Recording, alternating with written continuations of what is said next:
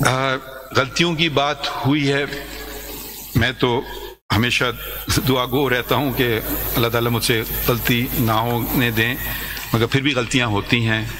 اور اس عدالت نے بھی غلطیاں کی ہیں،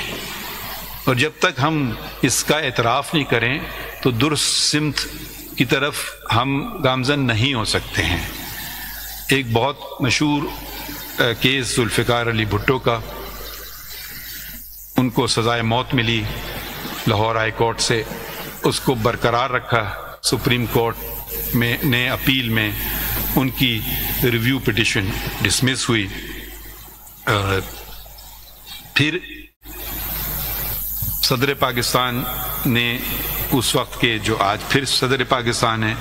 انہوں نے ایک ریفرنس بھیجی 186 کے تحت، یقیناً سپریم کورٹ کا فیصلہ ریویو کے بعد اختتام پر پہنچتا ہے، اس کو بدل نہیں جا سکتا ہے، مگر انہوں نے اس بات کا تقاضا کیا کہ یہ صحیح فیصلہ فیوچر کے لیے اس کو درستگی کی ضرورت ہے۔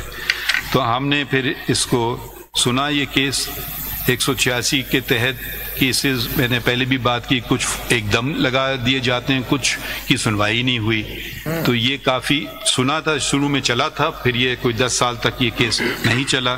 پھر یہ پریزیڈنشل ریفرنس چلایا گیا، اور اس کو ہم نے فیصلہ ہوا کہ جو کیس چلایا گیا تھا وہ غیر جانبدار اور منصفانہ طریقے طرز پہ، یعنی کہ fair trial and due process کے تقاضے جن کا اندراج بنیادی حقوق میں اس کے منافی تھا، یہ ہم نے اوپینین دے دی، یعنی کہ کسی کو ہمارے پاس طاقت تو ہے نہیں کہ جو سزا ان کو مل چکی، مگر کم از کم اس بات کا اعتراف اس عدالت نے اور اس قوم نے کیا۔ اور اسی طرح ایک جج کو غلط طریقے سے اسلام آباد کے جج کو برطرف کیا گیا تھا، ان کو بھی واپس تو ہم بحال نہیں کر سکے، کیونکہ وہ جو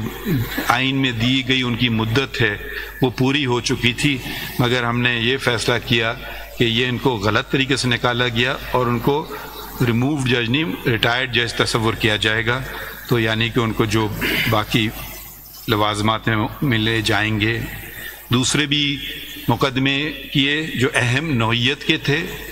اور ایک شک آئین میں ہے مگر وہ سمجھی جاتی کہ بس جی وہ ایک ہے مگر اس پہ عمل نہیں ہوتا ہے، ہم نے عمل کر کے دکھایا، وہ آرٹیکل 6 کی شک ہے کہ جس کو ہائی ٹریزن یا اعلیٰ غداری، شاید پتہ نہیں اور کوئی بہتر لفظ ہے مجھے نہیں پتہ، کہ اعلیٰ غداری کا مقدمہ چلا تھا ایک آئین شکن پر جنرل پرویز مشرف پہ، وہ ٹرائبیونل بنا، لاہور ہائی کورٹ نے کہا کہ یہ سزا ٹرائبیونل دے نہیں سکتا تھا، جبکہ لاہور ہائی کورٹ کے پاس ایسا اختیار نہیں تھا، کیونکہ اس کا فیصلہ اس کی اپیل سپریم کورٹ میں کی جاتی ہے، تو وہ فیصلے کو قلعدم قرار دیا اور آئین شکن کو ٹھہرایا قصوروار،